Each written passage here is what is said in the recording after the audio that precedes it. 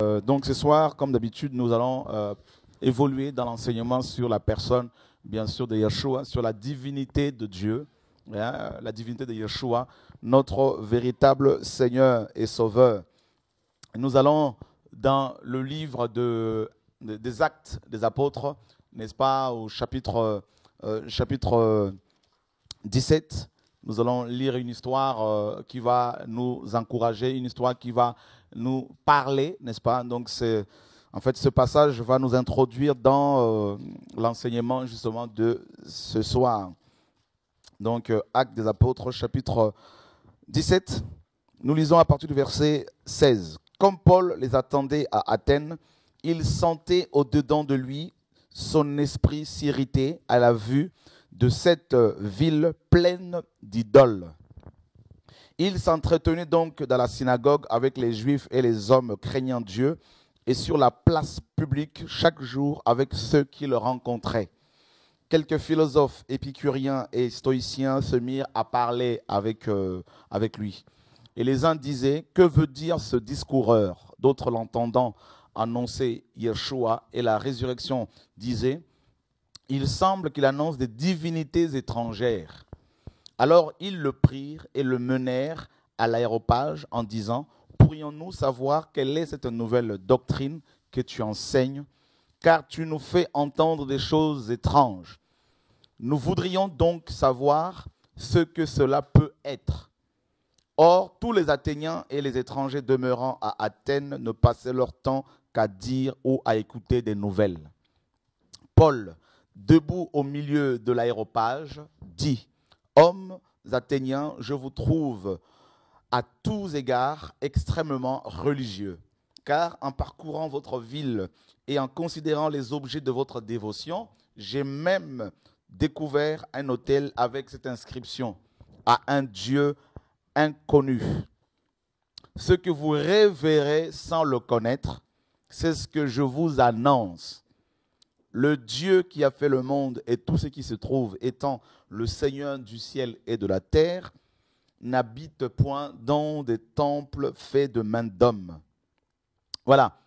Ici, nous avons une belle histoire de notre cher frère Paul et l'apôtre de l'agneau, qui se retrouve à Athènes. Il attendait ses collaborateurs, n'est-ce pas, à Athènes. Et Athènes était une ville qui comptait plusieurs divinités, plusieurs idoles. Et les Grecs avaient, et encore jusqu'à ce jour, tout un panthéon de divinités, donc plein de divinités. Donc, et là, justement, il y avait à Athènes plusieurs temples, donc des temples construits en l'honneur de ces divinités. Et il y en avait un autel particulièrement, n'est-ce pas, qui était construit en l'honneur du Dieu de la Bible. Et les Athéniens ne connaissaient pas le nom de ce Dieu, n'est-ce pas? Ils ne le connaissaient pas, mais pourtant, ils avaient construit un autel pour lui. Et ils l'adoraient également. Vous voyez? Donc, ils adoraient le Dieu de la Bible, n'est-ce pas, en même temps que les autres, les multiples divinités qu'ils avaient. Vous voyez? Et l'apôtre Paul arrive là, il était irrité au fond de son cœur parce qu'il y avait plein d'idoles. Et au milieu de ces idoles, il y avait l'autel du Dieu d'Abraham, d'Isaac et de Jacob. Alors bien sûr, Paul va commencer à annoncer la parole, notamment en parlant de la résurrection des morts. Et la Bible nous dit qu'il y avait plusieurs philosophes qui étaient là. Donc on va nous parler des épicuriens, des stoïciens, n'est-ce pas? Donc Épicure était un grand philosophe, n'est-ce pas? Et voilà, donc il y avait ces philosophes qui étaient là, les disciples d'Épicuriens, d'Épicure, pardon, et des stoïciens, tout ça. Et Paul a commencé à débattre avec eux sur justement la divinité, sur Dieu, le Dieu véritable. Et vous savez, les Grecs étaient des grands philosophes pour la plupart. Ils ont donné au monde la philosophie. Et ils ont commencé à philosopher avec Paul parce que justement, il leur annonçait, n'est-ce pas, le Dieu inconnu. Il était venu pour leur révéler le Dieu inconnu. Vous savez, à l'époque, en Afrique, à l'époque, bien avant même la colonisation, nos ancêtres africains adoraient un dieu qu'on appelait Nzambi Yampungu. N'est-ce pas? Nzambi Yampungu, c'était le dieu que beaucoup d'Africains, notamment les Congolais, adoraient. Mais ils ne connaissaient pas le nom véritable de ce dieu. Mais par contre, ils adoraient le Dieu créateur du ciel et de la terre. Voyez, sans connaître son nom. Et quand les colons sont arrivés, ils ont apporté l'évangile, mais malheureusement, comme c'était le, n'est-ce pas, catholicisme romain, eh ben, il y a eu du mélange. Voyez, donc, si vous allez également dans les, n'est-ce pas, dans l'Amazonie, vous allez rencontrer certainement des pygmées, comme en Afrique, n'est-ce pas, au Congo, vous allez rencontrer des pygmées, par exemple, qui adorent Dieu, le créateur du ciel et de la terre, mais pas forcément, en fait, sans connaître son nom, en gros. Et c'était le cas des Athéniens. Et c'était également le cas des Samaritains. Dans Jean 4, le Seigneur parle avec la femme samaritaine. Il lui dira, vous adorez ce que vous ne connaissez pas. Mais nous adorons ce que nous connaissons, car le salut vient de Juifs. Littéralement, Yeshua, n'est-ce pas, sortira de la tribu de Juda, d'Israël. Donc, vous voyez, même les Samaritains, comme les Athéniens, même les Samaritains adoraient Dieu sans le connaître. Donc, vous pouvez être chrétien aussi, adorer Dieu, le créateur du ciel et de la terre, sans le connaître intimement, personnellement. Vous voyez, et vous savez que Dieu tient à son nom. Dieu tient à ce que son nom soit connu, à ce que son nom soit révélé. Rappelez-vous bien quand il a créé Adam et Ève, quand il a créé Adam, il lui a donné, n'est-ce pas, l'autorité, le pouvoir de nommer les animaux, de donner des noms aux animaux.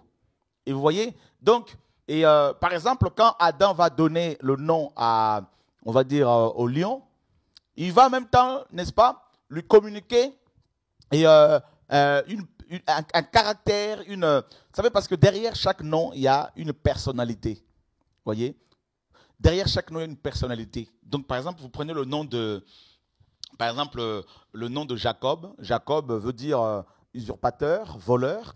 Et Dieu change son nom en Israël. Voyez. Donc, Sarah, pareil. Dieu change son nom en Sarai avant, c'était Sarai. Et Dieu change son nom en Sarah. Et Simon, n'est-ce pas, qui veut dire roseau, tout ça. Et voilà, c'est un homme assez instable. Et Yeshua change son nom en, n'est-ce pas, Céphas, en Pierre. N'est-ce pas? Donc la stabilité. Donc vous voyez que quand Adam donnait des noms aux animaux, ces animaux recevaient en même temps une espèce de, c'est un caractère, une espèce de personnalité. Vous voyez? Donc, et c'est exactement comme ça que Dieu opère. Dieu a un nom et derrière ce nom-là, il y a aussi une personnalité. N'est-ce pas? Il y a une puissance qui va avec. Il y a une puissance qui va avec. Et c'est pour cela qu'il est important, mes amis, de connaître le nom du Dieu véritable. Voyez, et c'est vraiment important de le savoir. Et dans toutes les Écritures, comme on l'a vu, de Genèse à Malachie, par exemple, n'est-ce pas? Donc, on a vu Dieu se révéler en tant que, comment dire, Elohim. Par exemple, dans Genèse, chapitre 1er, on nous dit qu'au commencement, Dieu créa les cieux et la terre, n'est-ce pas? Donc, je vais pouvoir me mettre debout pour écrire un peu dans le tableau que nous avons ici. Donc, voilà. Donc, dans Genèse chapitre 1er, n'est-ce pas? Donc, on pourra le lire. On va bien sûr parler du livre de Zacharie. Au commencement, Dieu créa les cieux et la terre. Vous voyez? D'emblée, on nous parle, n'est-ce pas? Les Écritures nous parlent d'emblée du Dieu créateur, n'est-ce pas? Donc, et on nous parle de donc Dieu ici, c'est elle. Voilà, donc Dieu, c'est elle au singulier et au pluriel, n'est-ce pas? Ça donne Elohim.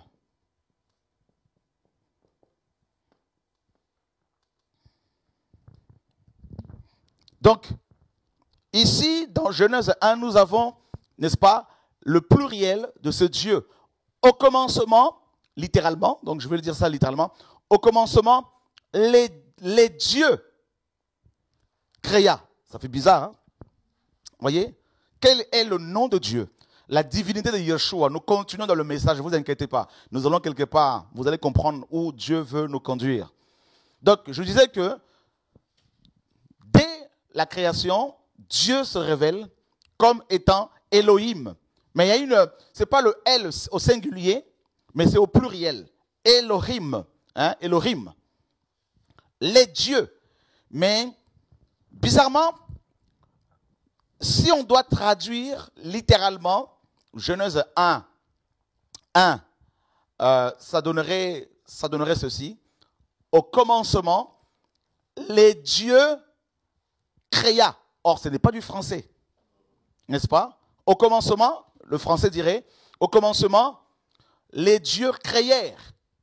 Voyez? Mais là, il y a le pluriel, mais le verbe créa, hein, créer est au singulier. Il créa. Ça fait bizarre. Au commencement, les dieux créa.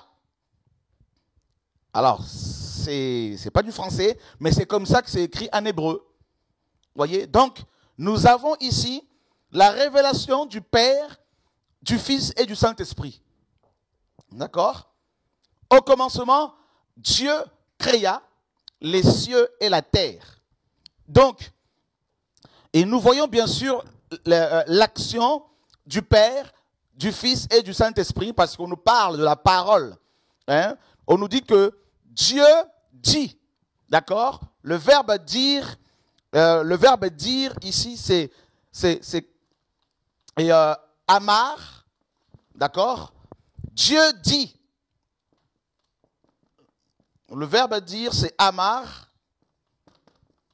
Amar qui veut dire parler, n'est-ce pas? En fait, dans, le verbe amar signifie littéralement parler à une personne. Donc, c'est comme si la lumière était une personne réelle, une personne distincte, une personne réelle.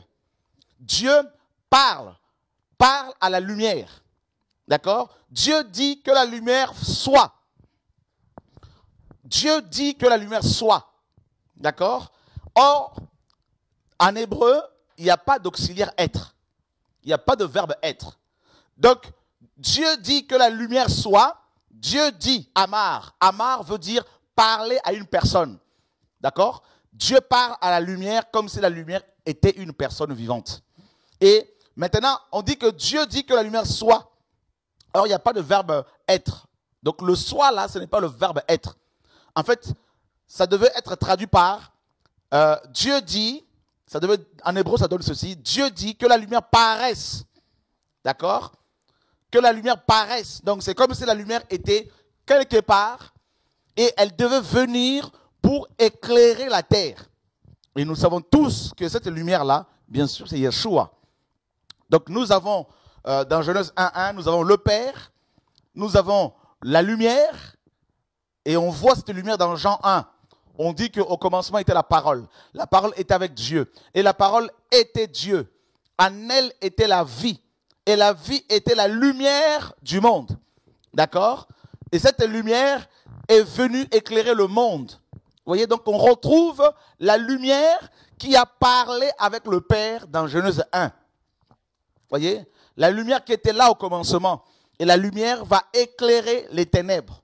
D'accord? La lumière. Donc c'est Yeshua, bien sûr. Donc vous voyez que dès la création, ici, nous avons Elohim, Dieu Elohim. Dans Elohim, c'est le pluriel d'excellence. D'accord? Donc il y a le Père, le Fils et le Saint-Esprit. Et nous avons le Père, nous avons le Fils, la lumière, et le Saint-Esprit qui se mouvait au-dessus des eaux. Voyez? Donc, mais il y a un seul Dieu, ça reste un mystère, mes amis, ça reste un mystère, il faut le reconnaître, parce que nous n'avons pas, mes amis, et lorsque nous serons là-haut, nous connaîtrons les choses totalement. Voyez? Donc, connaître Dieu. Les Grecs adoraient Dieu sans le connaître.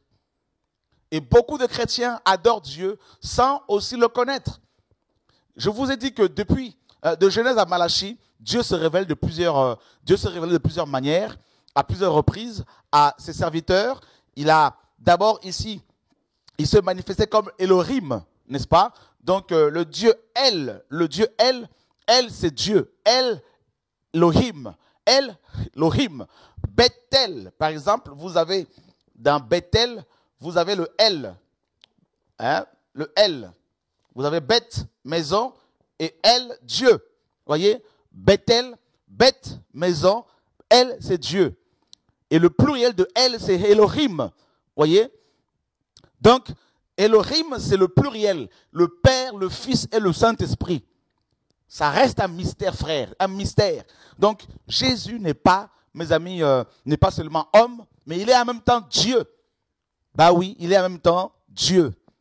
Et alors, frères et sœurs, et le Elohim ici, c'est aussi le pluriel de majesté. Vous voyez, d'excellence, de majesté. Le Père, le Fils et le Saint-Esprit.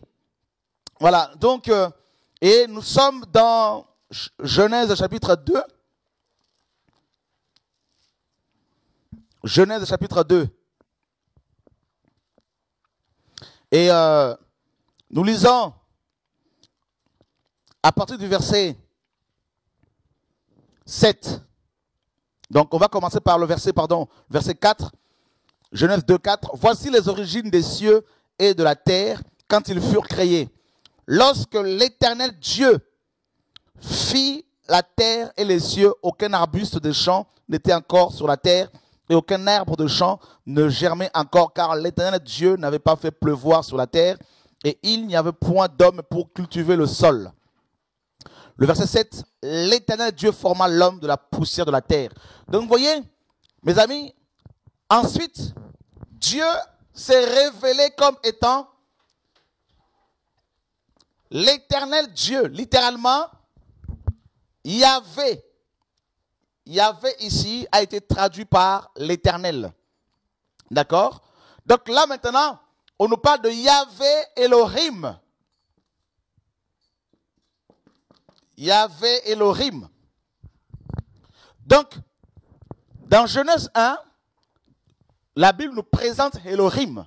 Dès la création, dès le commencement du monde, on voit le Père, on voit la lumière, le Fils, et on voit le Saint-Esprit. Et maintenant, quand il fallait créer l'homme au 6e jour, Dieu va rajouter une autre révélation de sa personne, sur sa personne, n'est-ce pas? Il va se révéler cette fois-ci, non pas seulement comme Elohim, mais aussi comme Yahvé Elohim. D'accord? Quant à la création de l'homme, et ça c'est fort. Pourquoi? Vous me direz. Pourquoi Dieu va attendre le 6e jour pour se révéler comme étant Yahvé? D'accord? Parce que l'Éternel c'est Yahvé. Avant la création de l'homme, on ne voit pas Yahvé, le nom de Yahvé. Mais quant à la création de l'homme, frères et sœurs, et là maintenant, on commence à parler de Yahvé. Donc vous voyez que Yahvé, le nom de Yahvé a un rapport avec la création de l'homme. Le nom de Yahvé a un lien direct avec l'homme. Oh, ça c'est magnifique, frère. Alléluia. Avant que l'homme ne soit créé, on voit seulement Elohim. D'accord? Le Père, le Fils et le Saint-Esprit ensemble. La même personne de Dieu. Mais maintenant, quand ils vont décider de créer l'homme, frères et sœurs, à la création de l'homme, il est dit maintenant, là c'est Yahvé qui intervient. Pourquoi vous me direz? Ben vous allez comprendre. Yahvé. Alors vous avez 4 lettres dans Yahvé, bien sûr. Vous avez 4 lettres. Vous avez un Yod. D'accord? Vous avez à 2 reprises la lettre E. Et vous avez la lettre Vav. Ou Wav. D'accord? Et la lettre Yod, c'est la main. D'accord? La lettre E, ici, c'est la louange. D'accord? La lettre Wav, c'est le clou. Voyez mes amis, donc on va bien nous filmer le tableau là bien comme il faut. Donc vous voyez que Yahvé se révèle à l'homme. Pourquoi? Pourquoi ce lien entre Yahvé, Elohim et Adam? Eh bien c'est simple, frères et sœurs. Parce que, comme on l'a vu, dans le nom de Yahvé, dans le tétragramme, d'accord, vous avez la lettre Yod, c'est la première lettre, un Yod. Yod a donné Yad. Yad, c'est la main. Or, l'homme a été créé par la main de Dieu. Alléluia. Oh, Dieu est magnifique, frère. David dit, tes mains m'ont formé. Tes mains m'ont façonné. Yod, c'est la main créatrice. Voyez? Donc, Yahvé se révèle à Adam. Dieu se révèle à Adam lors de sa création, lors de la création d'Adam, il se révèle à lui en tant que Yahvé, parce qu'il y a d'abord la main Yod. Yod, c'est la main, et c'est la main de Dieu qui nous crée, qui nous a créés. Je ne sais pas ceux qui ont lu mon livre Entre les mains du potier, hein, je parle de la manière dont Dieu façonne ses ouvriers. La main de Dieu est le symbole de sa puissance. La main de Dieu est le symbole de sa gloire. Or, la main de Dieu n'est rien d'autre que la personne de Yeshua. Voilà pourquoi il est dit que Christ est assis à la droite du Père. La droite du Père, c'est la main de Dieu. Vous comprenez? Alléluia. Mais c'est ça qu'il faut comprendre, parce qu'il n'y a pas deux personnes assises sur le trône. Il n'y a pas deux trônes. On nous parle du trône de Dieu et du trône de l'agneau dans Apocalypse 22. Que Jésus est assis à la droite du Père. Ça veut dire quoi? Ça veut dire que Jésus, c'est le bras. D'accord? C'est Yod. Or, Yod est la plus petite lettre. Voilà Yod. De l'alphabet hébraïque. Voyez? Ça, c'est Yod. C'est la plus petite lettre de l'alphabet hébraïque. Mais pourtant, c'est la lettre la plus puissante. C'est la lettre qui contient la puissance créatrice. Voyez, frère? Donc, quand Dieu veut former quelqu'un, il prend de l'argile et il va façonner comme un potier sur un tour. Oh, frères et sœurs, que Dieu nous aide. Donc, vous voyez que Dieu, quand il se révèle, quand il révèle son nom, ce n'est pas en vain. Dieu ne fait rien au hasard, mes amis.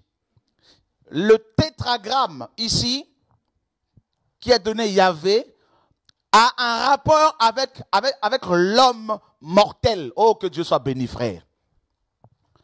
Yahvé, c'est le créateur de l'homme. Donc nous avons Yod. Yod, c'est la main.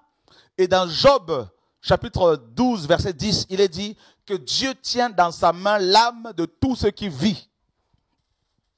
Et Jésus, dans Jean 17, il dit que personne ne peut nous ravir de la main du Père. Oh, alléluia. Ça veut dire quoi, mon ami? Ça veut dire que le Père te tient dans Yod. Hein? Tu es dans la lettre Yod. Personne ne peut te ravir de la main de Yahvé. Voyez, frère, l'éternel Dieu, Yahvé. Voilà pourquoi, mes amis, la Bible utilise plus de 6500 fois le nom de Yahvé. C'est le nom qui est le plus utilisé dans les Écritures. Yahvé ou Yahweh. Voyez, frère? Et ça, c'est terrible, c'est magnifique. C'est le seul nom de Dieu qui revient plus de 6500 fois dans toute la Bible, c'est-à-dire de Genèse à Malachie. Voyez, frère? Ça veut dire que tous les ouvriers que Dieu a utilisés, tous les prophètes qu'il a suscités, en commençant par, mes amis, le premier prophète, c'est-à-dire Abraham, ou bien avant Abraham, c'est-à-dire mes amis Josué, Enoch, tout ça. Tous les prophètes, en commençant même par Abel, tous ces serviteurs de Dieu sont passés par la main de Dieu, par Yod. Yod. Et ensuite, nous avons la lettre E. La lettre E, c'est la louange. La louange. Ça veut dire quoi? Ça veut dire que ce Dieu reçoit la louange de son peuple. Ce Dieu, Yahvé, est le seul qui mérite la louange. Posez-moi la question, pourquoi? Frère, avant que Adam ne soit créé sur la terre, personne n'adorait Dieu. Personne ne le louait. Voilà pourquoi il devait se révéler maintenant à Adam comme Yahvé, pour que ce dernier le loue. Donc, Yahvé a créé Adam avec sa main Yod pour qu'il soit loué, pour que Dieu soit loué, pour que Adam loue Dieu. Donc, dans le nom de Yahvé, il y a la louange. Il te crée avec sa main, il te façonne avec sa main pour que tu le loues. Donc, Yahvé nous a créés pour qu'on le loue. Voilà, mes amis, le ministère le plus important. Il ne t'a pas créé pour que tu prêches. Il ne t'a pas créé pour que tu voyages en mission. Il t'a créé d'abord pour le louer. C'est ça la raison pour laquelle Yahvé nous a créés. C'est pour cela que les hommes que nous sommes doivent être en contact avec le nom de Dieu. D'accord? Pour comprendre qui est ce Dieu véritable. Alléluia. Ensuite, nous avons la lettre Wav. La lettre Wav, mes amis, nous parle de la clé, du clou. Wav, c'est le clou. C'est-à-dire, mes amis, c'est la 6e lettre de l'alphabet hébraïque, comme on l'a vu la dernière fois. Pourquoi 6? Parce que l'homme a été créé au 6e jour. D'accord? Le 6, c'est le chiffre de l'homme, le nombre de l'homme. Vous voyez? Donc Yahvé, mes amis, est descendu du ciel sur terre pour façonner l'homme avec sa main, afin que l'homme le loue, le glorifie. Et le clou, Wav, c'est la crucifixion. C'est la croix. D'accord? Le clou. Et il a été cloué. Donc, en fait, quand Yahvé s'est révélé à Adam, c'est comme si Dieu voulait lui dire, un jour viendra, je veux être crucifié, cloué, au niveau de Yod, de ma main, d'accord, pour créer, n'est-ce pas, un nouvel homme. C'est-à-dire le nouvel Adam et son corps, Yeshua. Voilà comment, mes amis, Yahvé s'est manifesté. Et nous avons à la fin une autre lettre, la lettre E. D'accord? Louange. Donc, louange se répète à 2 reprises dans le tétragramme de Yahvé. Donc, la lettre E, louange, est utilisée à 2 reprises pour nous montrer à quel point Dieu tient à ce que son nom soit loué. D'accord? Wav, c'est le clou, c'est la crucifixion, c'est la croix. Donc, vous voyez que quand Dieu s'est révélé aux enfants d'Israël comme étant le Yahvé, dans ce nom, il y avait un mystère qui devait être révélé. Ce mystère-là, c'est quoi? Dans le nom de Yahvé, il y avait le mystère de Yod, de la main. C'est-à-dire la main de l'Éternel, qui devait être révélée. D'accord? Qui devait être révélée. La main, Yod. Il y avait le mystère de la louange. Que l'homme a été créé pour louer Dieu véritablement. Il y avait le mystère également de Wav. Wav, c'est le clou. Qu'un jour, ce Dieu allait être cloué. Et maintenant, mes amis, quand Yeshua est venu, quand Jésus est venu, on l'a vu hier et il y a 4 jours, l'ange Gabriel dira à Marie, tu seras enceinte et tu enfanteras un fils et tu l'appelleras Yeshua. Yeshua. Yeshua, mes amis, veut dire Yahvé. Dans le nom de Yeshua, de Jésus, vous avez le tétragramme.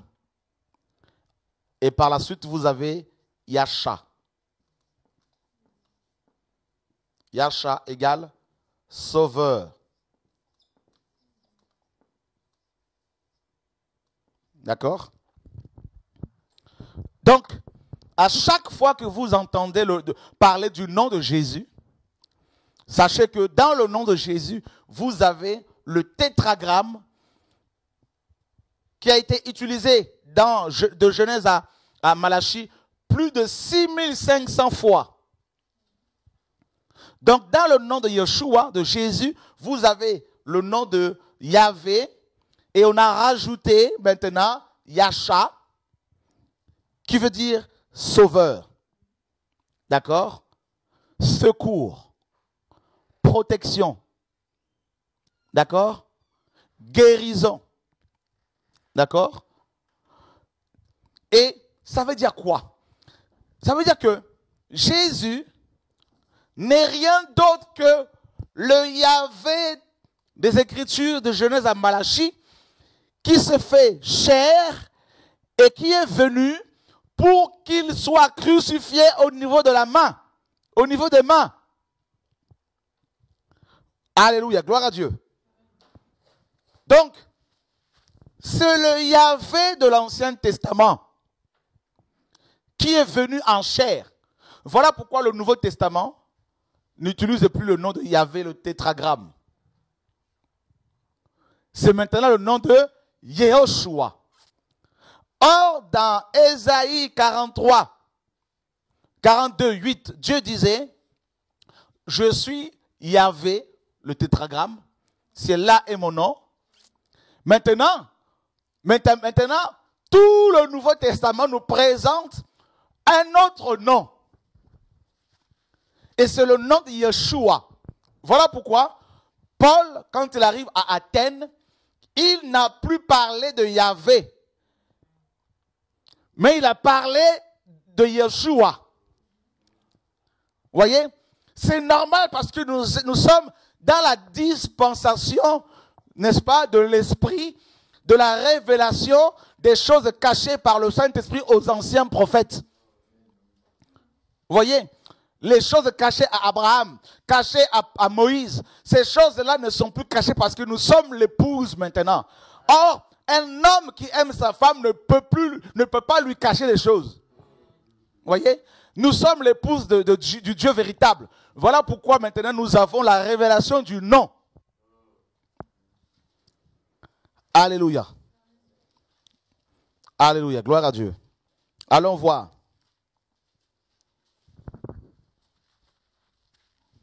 Philippiens, chapitre 2.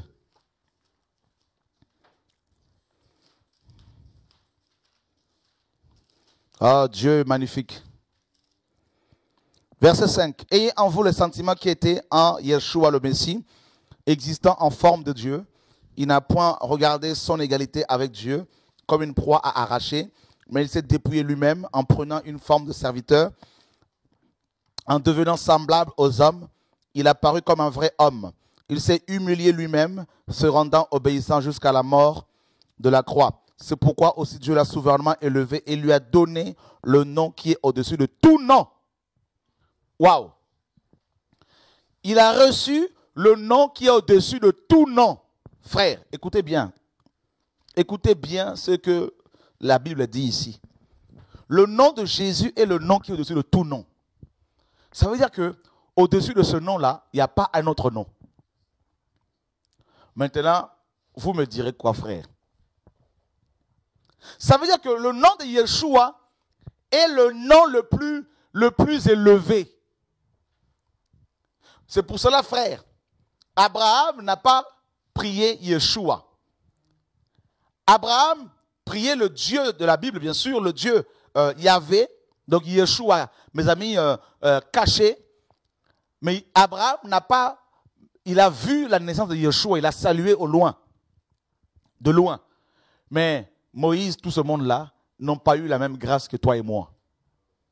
Parce que nous avons maintenant reçu en procuration le nom le plus glorieux. Mes amis, vous vous rendez compte? Il est dit ici que Yeshua est le nom qui est au-dessus de tout nom. Ça veut dire que tout nom qui peut être cité sur la terre ou dans le ciel, tous ces noms-là sont en dessous. Et le nom de Yeshua est au-dessus. Hein? Et c'est pour cela qu'il est dit qu'au nom de Yeshua, tout genou. Frère, si Jésus n'est pas Dieu, il est dit que tout genou doit fléchir. Mais ça, c'est terrible. Yeshua. Et mes amis, on va, dans Acte 4, 12, on l'a lu, Pierre dit, il n'y a de salut en aucun autre. Car il y a sous le ciel aucun autre nom qui est donné, qui a été donné parmi les hommes par lequel nous devions être sauvés, si ce n'est que le nom de Yeshua. Allons voir le prophète Zacharie. Notre prophète que j'aime beaucoup. Alléluia. Dieu est magnifique, mes amis. N'est-ce pas que Dieu est magnifique? Alléluia. Merveilleux Seigneur. Zacharie, chapitre 6. Nous lisons à partir du verset 9 jusqu'au verset 13. La parole de l'Éternel me fut adressée en ces mots. Tu recevras les dons des captifs Eldai, Tobija et Jedaïja, et tu iras toi-même ce jour-là. Tu iras dans la maison de Josias, fils de Sophonie, où ils se sont rendus en arrivant de Babylone. Tu prendras de l'argent et de l'or, et tu en feras les couronnes que tu mettras sur la tête de Josué, fils de Jotsadak, le souverain sacrificateur. Tu lui diras, ainsi parle Yahvé des armées. Voici un homme dont le nom est Germe, germera dans son lieu. Il bâtira le temple de l'Éternel. Il bâtira le temple de l'Éternel. Il portera les insignes de la majesté. Il s'assiera et dominera sur son trône. Il sera, n'est-ce pas, sacrificateur sur son trône et une parfaite union régnera entre l'un et l'autre. Mes amis, on nous dit qu'un homme dont le nom est Germe devait venir pour bâtir le temple de l'Éternel. Un homme dont le nom est Germe. Pour votre information, dans le nom de Yehoshua, d'accord? Dans le nom de Yehoshua, vous avez 4 lettres au moins. Et l'une de ces lettres-là, c'est toujours la lettre Yod. C'est terrible, hein? La lettre Yod. Et il y a aussi la lettre Shin. D'accord? Shin qui veut dire dans. Dans. Mes amis, la lettre Yod signifie aussi germe. Germe nous parle de la résurrection. Et voilà comment Zacharie le prophète ici dit, n'est-ce pas, qu'un homme allait venir. Nous sommes au 6e siècle avant Jésus-Christ. Le prophète Zacharie va prophétiser qu'un homme allait venir et cet homme-là s'appellera le Germe. Ésaïe, au 8e siècle, avait également annoncé la venue de cet homme. Et bizarrement, le nom de Yeshua, dans ce nom-là, vous avez 4 lettres. Vous avez Yod, n'est-ce pas, qui signifie germe. Et vous avez Shin, qui signifie, mes amis, dent. Dent. Voilà pourquoi Christ a été crucifié, parce que les gens avaient une dent contre lui. Ben voilà.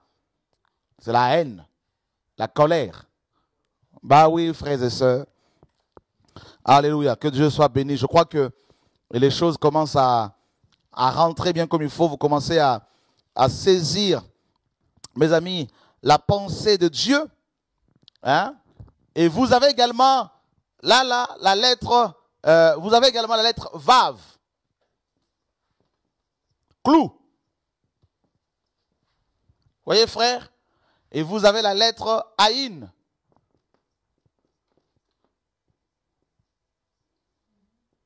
les 4 lettres que l'on trouve dans le nom de Yeshua.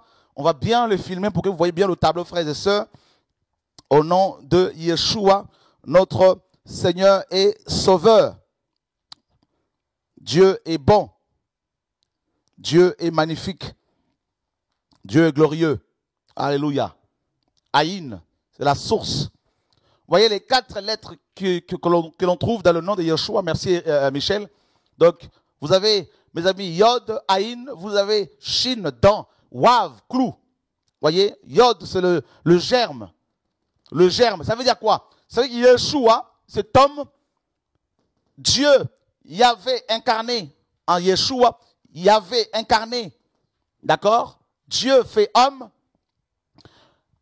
allait être crucifié au niveau de ses mains, d'accord?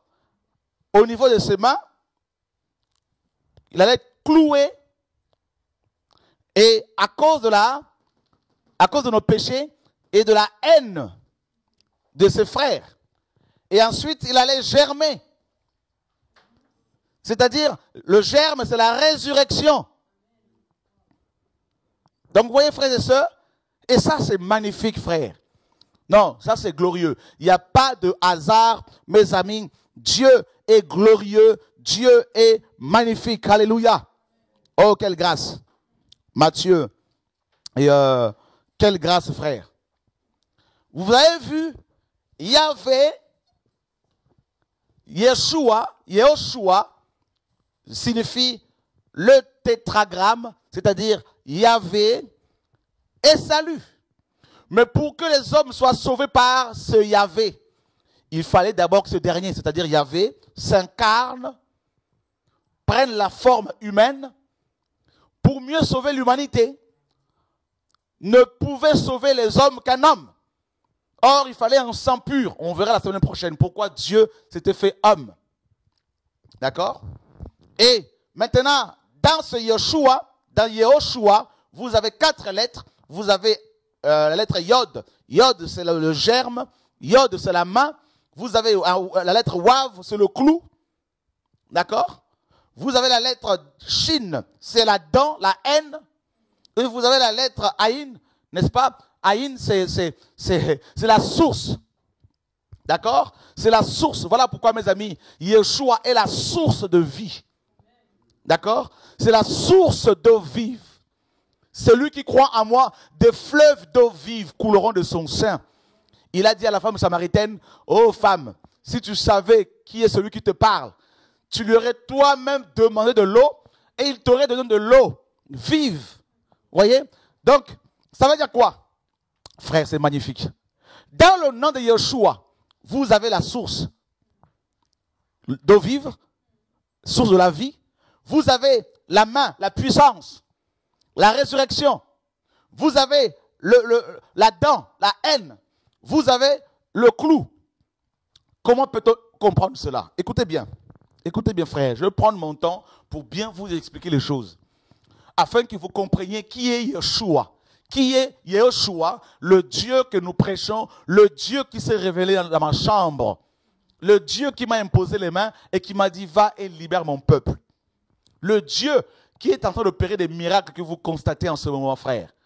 Le Dieu qui combat pour moi, quelle que soit l'opposition. Il faut connaître véritablement ce Dieu. Je veux vous le révéler, frères et sœurs, pour que vous ayez une relation avec lui. Et non avec moi. Mais avec lui. Donc, ça veut dire quoi? Ça veut dire quoi? Frère, écoutez bien, s'il vous plaît. Ça veut dire que c'est lui ou celle qui porte ce nom-là, Yeshua, cette personne-là, si elle porte sincèrement le nom de Yeshua dans sa vie, dans son cœur, cette personne porte automatiquement Aïn, la source. D'accord? La source. Ça veut dire que cette personne n'a pas besoin de demander aux gens de la suivre. Cette personne cherchera même à fuir les gens. Ce sont les gens qui vont courir après elle. Donc voilà pourquoi un vrai prophète, un vrai pasteur, un vrai apôtre n'appelle pas les gens pour qu'ils viennent prier avec lui. Un vrai messager fuit la foule. Il se cache et la foule prend des barques pour aller le chercher. Un vrai messager dit aux gens, et vous, pourquoi vous ne partez pas?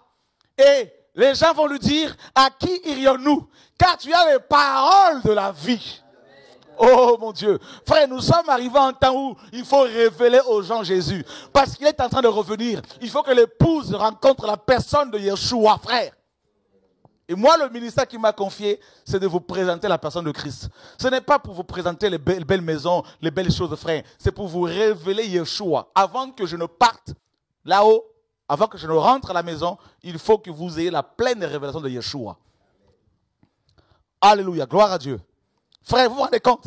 Donc quand on a Yeshua, il y avait Yasha, il y avait Sauve. En nous, nous avons la lettre Aïn. Voilà pourquoi, frère, partout où Paul allait, même en prison, Paul était une source de bénédiction. Vous avez vu? Même Joseph en prison, Joseph était devenu une source de bénédiction, frère. Joseph prisonnier arrive chez Potiphar, la maison de Potiphar était bénie. Il y a prisonniers et prisonniers. Il y a des prisonniers qui portent le nom de Yeshua. Ces prisonniers, frère, même si vous le mettez dans un désert, les gens vont quitter les villes. Frère, Jean-Baptiste dans un désert. Il n'y avait ni TGV, il n'y avait ni train, il n'y avait ni hélicoptère, ni, mes amis, voiture, ni 4x4, ni BM, Mercedes. Frère, dans un désert, il est dit que les gens quittaient leur ville pour aller écouter un barbu dans un désert. Pourquoi? Parce que ce barbu, frère, avait la source. Et les gens ont soif. Les gens veulent boire. Ils ont soif, frère. Maintenant, si vous avez Yeshua, vous avez la source. Vous avez également Yod. Yod, c'est la puissance. Yod, c'est la résurrection. Frère, oh my God. Ça veut dire quoi? Ça veut dire que quand les gens viennent vous voir malades, frère, si vraiment vous êtes en Yeshua, les gens repartiront soulagés, frère. Oh my God. Les gens, les organes qui sont défectués, les organes malades, mes amis, vont commencer à reprendre vie. C'est ça, mes amis, Yod. Yod, c'est la main. Oh, par ton ministère, si tu as Yeshua, par ton ministère, la puissante main de Dieu va commencer à opérer, à cisailler, à briser, à façonner. Ah, oh my God. Hallelujah, hallelujah, hallelujah, hallelujah. Jesus. Jesus. La main de l'Éternel est une main de puissance. Eh bien, c'est ça, frère. C'est ça, mes amis. C'est que tu deviens comme un potier, un architecte. Paul dit, je posais le fondement comme un sage architecte. Frère, les mains de l'Éternel nous ont façonnés. Oh my God. Là, tu as la main de Dieu avec toi. Et qui peut t'arrêter? Qui peut t'arrêter? Voilà pourquoi il a dit, voici les miracles qui accompagneront ceux qui auront cru. En mon nom, ils imposeront les mains. Ça veut dire quoi? Ça veut dire que tu portes les mains de Yeshua. C'est Yod. Tu as Yod avec toi. Et quand tu la poses sur les malades, les maladies quittent les corps parce que c'est la puissance de Dieu. Oh my God. Vous ne comprenez pas pourquoi il a dit qu'il faut imposer les mains. Ce ne sont pas nos mains, frère. C'est Yod qui est en action, frère. Alléluia. Oh mon Dieu. Vous vous rendez compte, frère? Tout ça là, c'est dans le nom de Yeshua. Vous croyez quoi? Vous croyez quoi? Eh frère, ce n'est pas n'importe quel nom, frère. Ce n'est pas n'importe qui. C'est un nom glorieux. C'est le nom le plus haut, le plus élevé. Vous savez, Dieu se révèle à Abraham dans Genèse 14 comme étant El Elyon. D'accord? El Elyon, c'est le Dieu très haut. Mais le nom de Yeshua est au-dessus de tous ces noms-là. Parce qu'il est dit qu'il a reçu le nom qui est au-dessus de tout nom. Vous vous rendez compte, frère? Oh my God. Et dans ce nom-là, vous avez Aïn, vous avez Yod, germe. Ça veut dire quoi? Le germe ici, ça veut dire quoi? Pour comprendre un peu la mentalité hébraïque de cette lettre-là. Comprendre un peu la symbolique de cette lettre. Yod, c'est le germe. Ça veut dire quoi? Ça veut dire que même si on vous coupe la tête, elle va repousser. C'est ça, Yod. Ça veut dire que tes ennemis vont se fatiguer. Ils vont te combattre, te combattre. Quand ils vont dire que c'est fini, il est mort. C'est là que le Seigneur dira, Lazare sort. Amen. Frère, avec Dieu, on va faire des exploits. Et dans le nom de Yeshua, vous avez également la lettre de Shin. Dans. Shin, ici, mes amis, Shin, c'est la dent. Jésus dit dans Matthieu 10, vous serez haïs de tous à cause de mon nom. Ça veut dire que quand on porte le nom de Yeshua, on ne peut être que détesté. On va être haï. On va te détester. Les gens vont avoir une haine contre toi alors que tu leur as fait du bien. Si tel est ton cas, sois tranquille. C'est tout à fait normal que les gens soient comme ça. Parce que tu portes un nom qui dérange. Toi-même, tu ne le sais pas. Mais quand tu arrives quelque part, ta présence seulement dérange les voisins. Ta présence dérange les démons, les marabouts, les sorciers. Voilà pourquoi tout le monde se dresse contre toi. Pourquoi tout ce monde-là se dresse-t-il contre une seule personne? Posez-vous la question. Ils ne dorment plus. Ils passent leur temps à chercher où il y a des failles. Mais pourquoi cela, frère?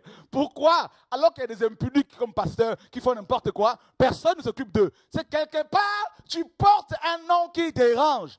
Chine, c'est la haine. Ah oui, c'est biblique, frère. La haine. Alléluia.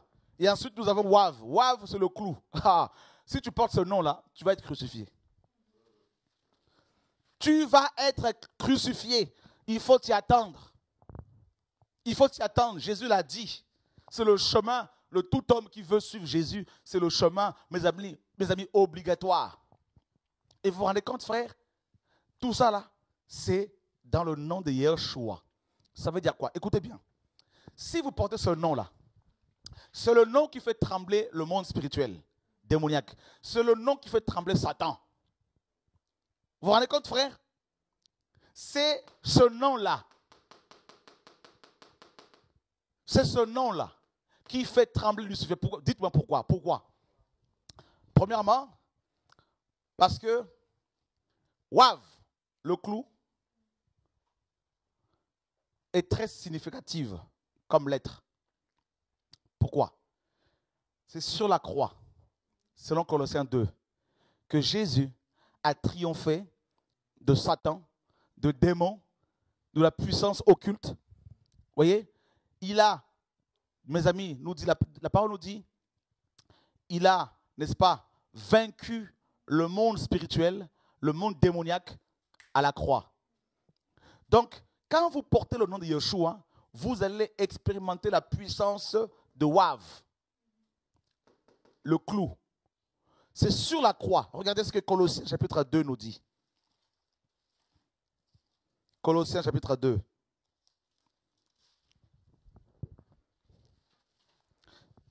« 15. Il a dépouillé les dominations et les autorités et les a livrées publiquement en spectacle en triomphant d'elles par la croix. » Waouh! Waouh, frère! Il a dépouillé. Quand il est allé sur la croix, Jésus a expérimenté la lettre Wav. Et les démons, c'est là qu'ils ont été dépouillés. Voyez, frère? Et vous allez me dire que Yeshua n'est pas Dieu. Frères et sœurs, Yeshua. Alors, il y en a qui disent, frère Shora, mais oui, mais ce n'est pas Yeshua, c'est Yeshua. Je vais vous dire une chose, frère. Yeshua est une translittération, c'est la translittération du nom de Yeshua en araméen. La translittération du nom de Yeshua, Yeshua, en araméen donne Yeshua. Voilà. Mais sinon, en hébreu, c'est Yeshua. D'accord? Alléluia. Parce que Yeshua, c'est la translittération, je me répète, de Yeshua en araméen. Voilà. Mais sinon, c'est Yeshua. Alléluia. Gloire à Dieu. Dieu est magnifique. Alléluia. Donc, Yeshua a donné en français Josué et en grec, Jésus. Jésus a été traduit en français par Jésus. D'accord? Frère, Zacharie, notre prophète, qu'est-ce qu'il nous dit encore? On a vu le germe, hein? Et le germe est venu, n'est-ce pas? La lettre Yod, le germe. Il a bâti la maison de Dieu. Regardez Zacharie, frère. Regardez Zacharie. Le prophète Zacharie est un prophète qui a reçu beaucoup de choses concernant Christ. Zacharie, chapitre 13. D'abord, Zacharie 12.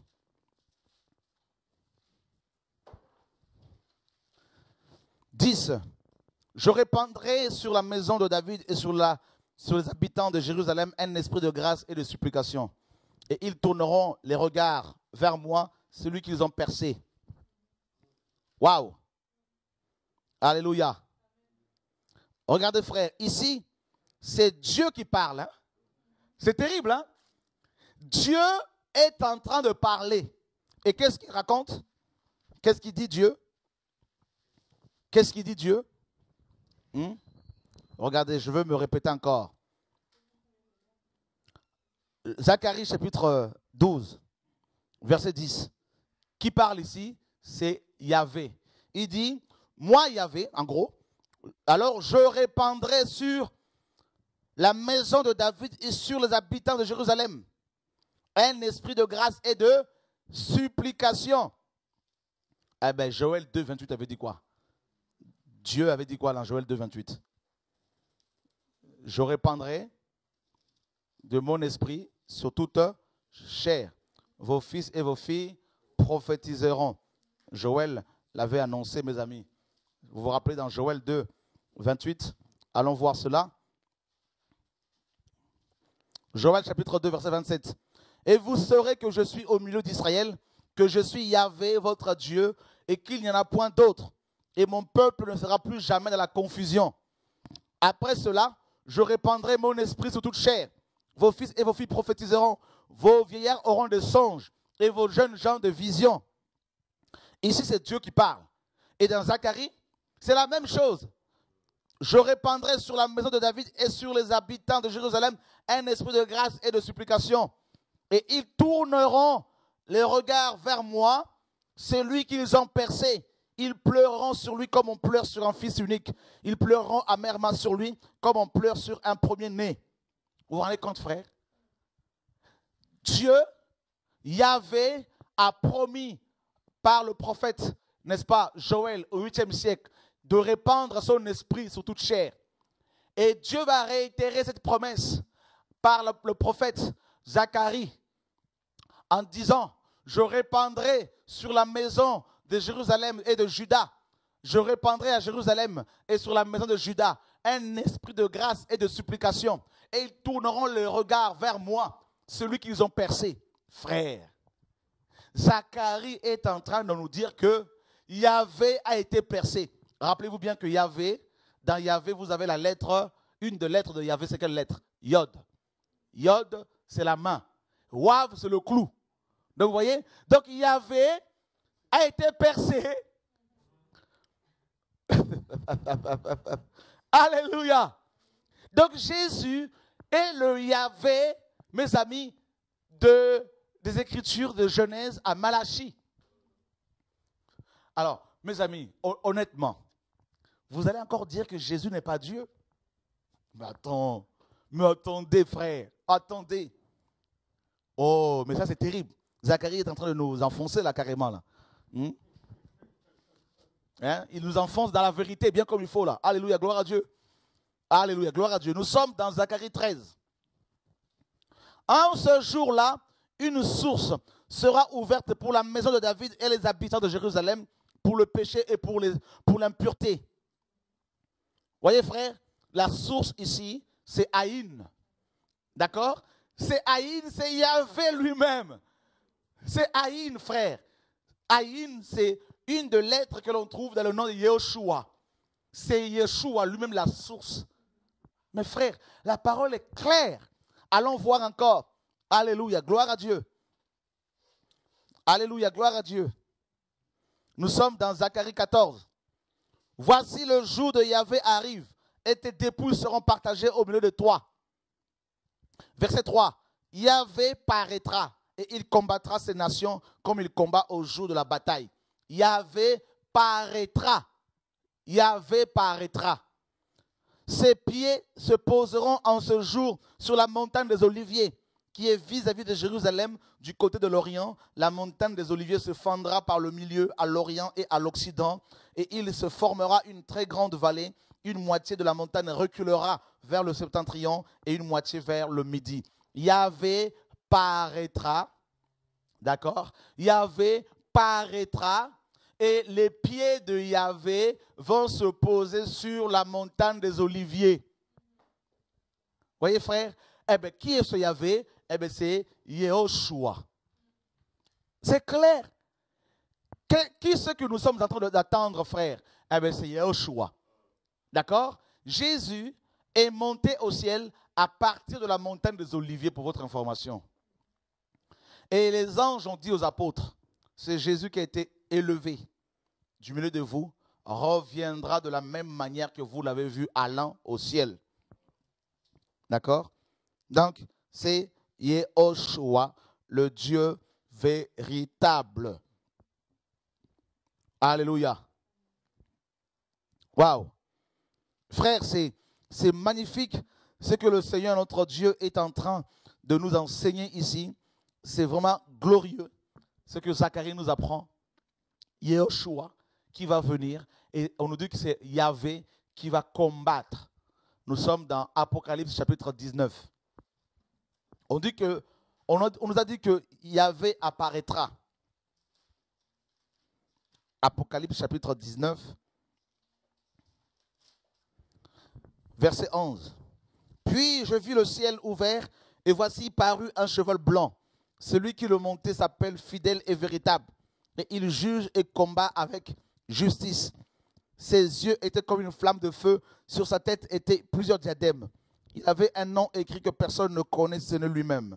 Et il était revêtu d'un vêtement teint de sang. Son nom est la parole de Dieu. Les armées qui sont dans le ciel le suivaient sur des chevaux blancs, revêtus d'un fin lin blanc pur. De sa bouche sortait une épée aiguë pour frapper les nations, et il les pètera avec une verge de fer. Et il foulera la cuve du vin de l'ardente colère du Dieu Tout-Puissant. Il avait sur son nom et sur son vêtement, il avait sur son vêtement et sur sa cuisse un nom écrit, Roi des rois et Seigneur des seigneurs. Waouh! Waouh, mes amis! Waouh, mes amis! Roi des rois. Ça veut dire qu'il n'y a pas un autre roi au-dessus de lui. Et comme on a vu dans Zacharie 14, on nous a dit que l'Éternel paraîtra, Yahvé paraîtra et il va combattre ces nations. Eh bien ici, nous avons la confirmation de Zacharie 14 et Jean nous donne beaucoup plus de détails. Jean nous dit que ce Yahvé n'est rien d'autre que Yehoshua qui va paraître avec une épée aiguë qui sortira de sa bouche pour frapper les nations. Eh bien, la parole est claire, frère. Yehoshua est le Dieu de la Bible. Il est le Dieu véritable. Il est le sauveur de l'humanité, mes amis. Il est celui que nous attendons, mes amis, pour notre rédemption, pour notre délivrance finale, pour notre restauration définitive. Il est celui, mes amis, devant qui nous nous mettons à genoux pour pouvoir l'adorer, le louer, l'exalter véritablement, mes amis, au nom de notre Seigneur Yehoshua. Zacharie chapitre 3. Oh, Dieu est glorieux. Il me fit voir Josué, le souverain sacrificateur, debout devant l'ange de l'Éternel, et Satan qui se tenait à sa droite pour l'accuser. L'Éternel dit à Satan, que l'Éternel te réprime, Satan, que Yahvé te réprime, lui qui a choisi Jérusalem. N'est-ce pas là un tison arraché du feu? Or, Josué était couvert de vêtements sales et il se tenait debout devant l'ange. L'ange, prenant la parole, et dit à ceux qui étaient devant lui, ôtez-lui les vêtements sales. Puis il dit à Josué, vois, je t'enlève ton iniquité et je te revêts d'habits de fête. Frère, Josué nous apprend ici, Zacharie nous apprend que Josué, souverain sacrificateur, était habillé salement, n'est-ce pas, avec des vêtements sales.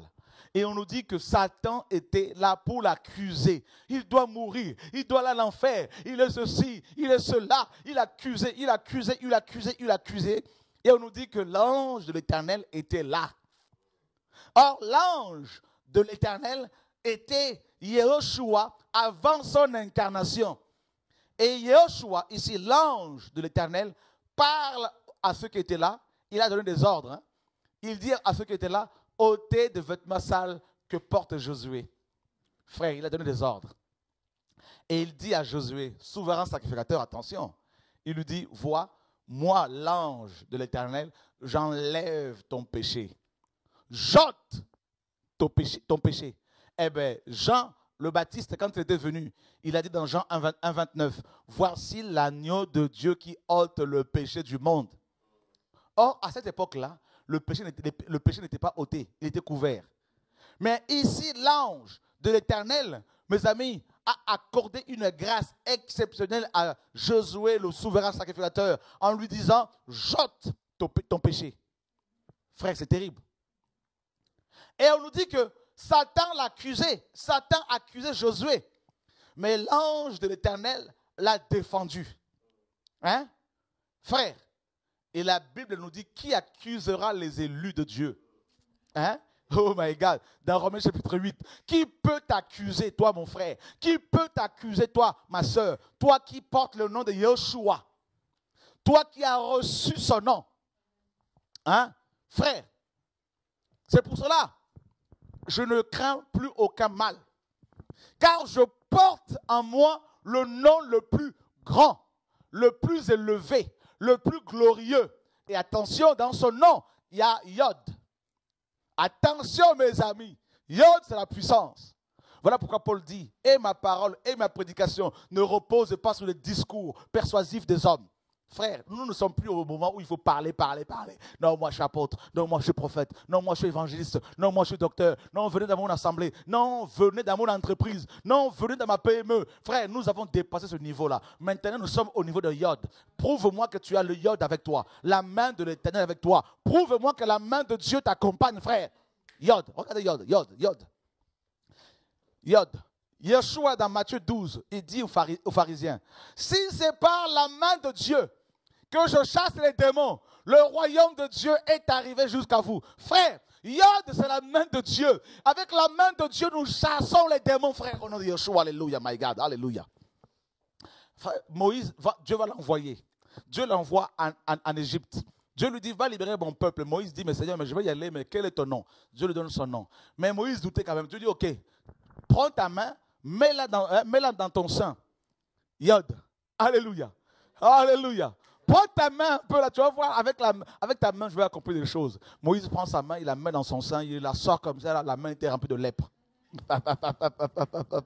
Maintenant, il dit, remets ta main. Il la remet comme ça, là, hop, il la ressort, la main était redevenue normale. Frère, Yod, oh my God, Yod peut briser ta lèpre. Yod peut laver ton intérieur. Yod peut te libérer des liens familiaux et des liens ancestraux. Yod, la main de l'Éternel. Vous savez, je vais vous dire une chose. Moïse opère des miracles. Il change l'eau en sang. Les magiciens de Pharaon viennent, ils changent aussi à leur tour l'eau en sang. Pharaon dit, oh, mais c'est la même chose.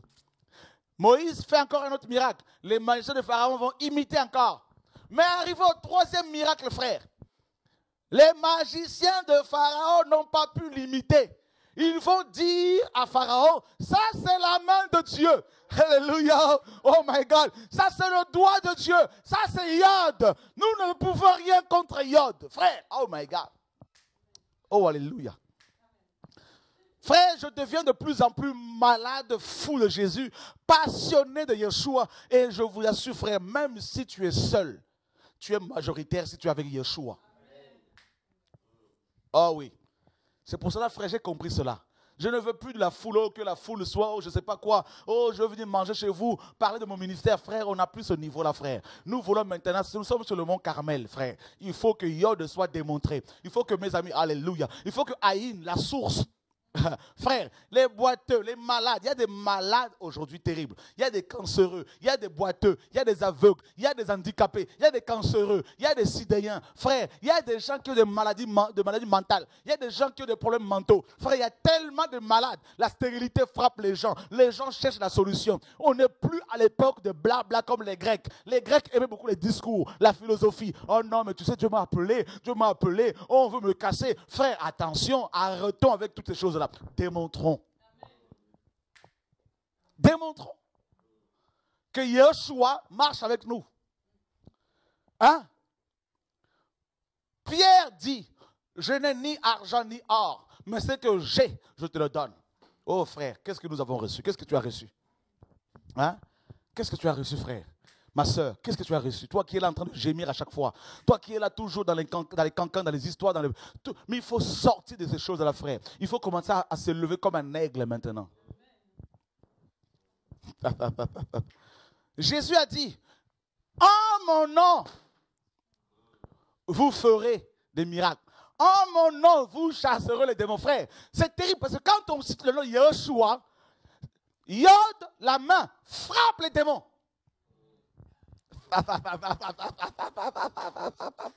Alléluia. Vous ne savez pas ce qui se passe dans le monde spirituel. Quand on cite ce nom-là, avec intégrité, frère. Oh my God. Quand je me lève comme ça en sursaut chez moi là, et qu'un démon vient m'embêter, frère, je n'ai pas besoin de trop prier. Je nous dis simplement au nom de Yeshua. Allez, dehors. Je me rends dehors, frère. Frère, je sais en qui j'ai cru. Je connais mon papa. Mon papa. Dieu de gloire. Yeshua n'est pas n'importe quel nom, frère. C'est terrible. C'est pour cela que Satan combat la divinité de Yeshua. Il combat cela. Il a peur de ce nom. C'est le nom qui le terrasse. Quand on cite ce nom-là avec intégrité, frère, oh, si Dieu vous ouvre les yeux, vous verrez Satan sur le ventre. En train d'écumer. Vous verrez les démons, frère, monter sur les arbres. Hein? Vous croyez quoi là? Le nom de Yeshua, frère, Pierre a été catégorique. Il dit sous le ciel, il n'y a aucun autre nom. Frère, vous avez vu les noms sur terre? Il y a des noms qui contiennent au moins 24 lettres. Vous lisez là, vous ne finissez pas, frère, comme une chanson. Mais il n'y a aucune puissance dedans. Oh, frère, alléluia. Jesus. Frère, aujourd'hui, quand tu arrives quelque part, on dit, c'est quoi ton nom? Nous autres, là, quand on voyage comme ça, on arrive, on sort le passeport français, ils vont lire Kouetou. Ça, c'est pas trop français, ça. On va t'embêter, tout ça là. Mais comme en nous, il y a le nom de Yeshua, frère, même les policiers, hein, ils sont obligés de se mettre au garde à vous. Ah non, ce n'est pas n'importe quel nom, frère. Alléluia, gloire à Dieu. Dieu est glorieux, Dieu est magnifique, Dieu est grand. Je crois que nous avons des questions là, Michel. Non, pas pour l'instant. Voilà, le Seigneur est bon. Alors vous pouvez appeler si vous voulez, n'est-ce pas, pour témoigner, pour poser des questions. Le Seigneur est magnifique. Le nom de Yeshua. Hein? Et ce nom a été révélé à l'épouse. Hein? Révélé à l'épouse. Tu te rends compte, vous savez, quand un homme se marie, en général, sa femme porte son nom. Vous voyez? Voilà pourquoi Yeshua, en nous amenant, n'est-ce pas, donc, en venant sur terre, il nous a fiancés et il nous a donné son nom. Vous voyez? Il nous fait porter son nom. Donc maintenant, quand Satan te voit, mon frère, ma soeur, il te voit dans le nom de Yeshua, couvert par son nom, protégé, ainsi que ta famille, tes enfants. Donc tu n'as plus rien à craindre. Tu n'as pas besoin qu'on te dise, non, il faut d'abord faire une offrande prophétique. Non, il faut venir avec de l'argent. Non, je vois un sorcier qui veut te manger. Non, toutes ces prophéties-là, frère, il ne faut plus les écouter. Les prophéties là qui vous disent, non, je vois ton père qui t'attaque mystiquement. Oui, mais mon frère, tu es encore à ce niveau-là de cette prophétie-là? De ce type de prophétie qui font, n'est-ce pas, mais c'est normal que les sorciers m'attaquent. On n'est plus à ce niveau-là. Nous sommes ressuscités et assis là-haut en Christ. Oui, Michel. Oui, alors il y a une question qui revient sur le tétragramme Yahvé. Il semblerait que ce n'était pas ce nom-là qui est en fait, ce nom-là a été traduit et que au niveau de l'écriture, la prononciation, en fait, ce ne soit pas réellement comme ça. C'est vrai que les massorètes au 4e, 5e siècle ont mis les voyelles du nom de Adonai, et ça donnait Yahvé, mais à l'origine, c'est vrai, c'est que le tétragramme, d'accord? Donc les 4 lettres. Voilà. Pour l'instant, c'est tout. Que Dieu soit béni.